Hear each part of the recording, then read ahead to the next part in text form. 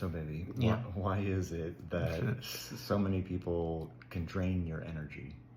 Yeah, that's a good question. So people can drain your energy because they're lacking vulnerability. So think about that for a second. You're around someone and they're not really sharing how they feel. What they're saying is on the surface, and you can sense that something is off, that you're not connecting in a real way, in a direct way. And so that energy is pulling at you. Um, yeah, and so people who drain your energy usually are trying to fill a void in some way, or there's something that they're avoiding, and they're still pretending to be something that they're not. And I don't mean to throw shade. It's just typically that's what happens. And it's up to you to set a boundary. It's up to you to not subjugate yourself to something that's going to make you really uncomfortable. That's something I've struggled with in my life because I don't want to hurt people's feelings. So I want them to read my mind, and that just simply doesn't work. You have to create the experience that you want by way of expressing what you're needing in that moment.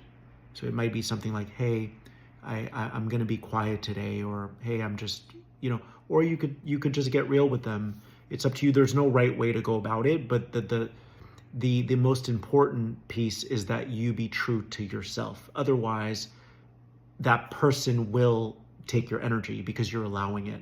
So when someone is draining your energy, that feeling you have, which is an awful feeling, it is the universe telling you, hey, step into your truth. Don't be afraid to hurt their feelings.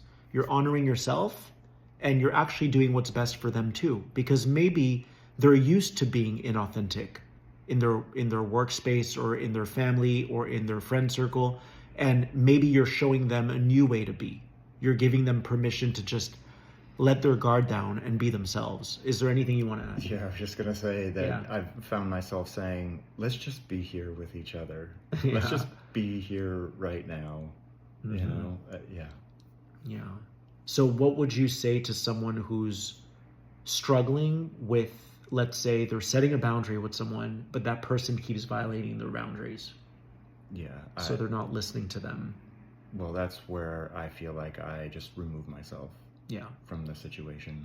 If they're ignoring those boundaries, or you've asked, about the energy sucking, or, whatever it is, then I remove myself.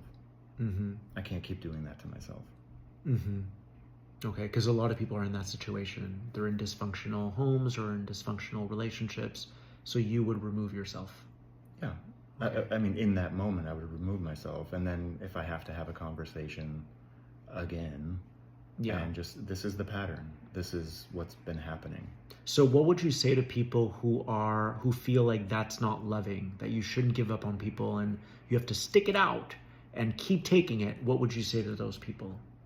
Oof. Well, that is, now you have to suffer because of someone else violating boundaries or not seeing you and hearing you. Now you're suffering. Exactly. And that's not fair. That's not loving. Yeah, that's really good. So don't be afraid to draw a line in the sand and say, hey, if this is going to keep happening, I can't be in relationship with you. Because as much as I love you, I have to love myself. I have to feel healthy. I have to feel safe. Safety is huge right now. So yeah, take care of you. Have that conversation though. Don't just let people go without letting them know what you're doing. Ask for what you need. And if they don't respect it, then at that point you can peace out. But basically, people will drain your energy if you don't assert yourself. You have to create the experience that you want to have. All right. We love you. And that's it for now.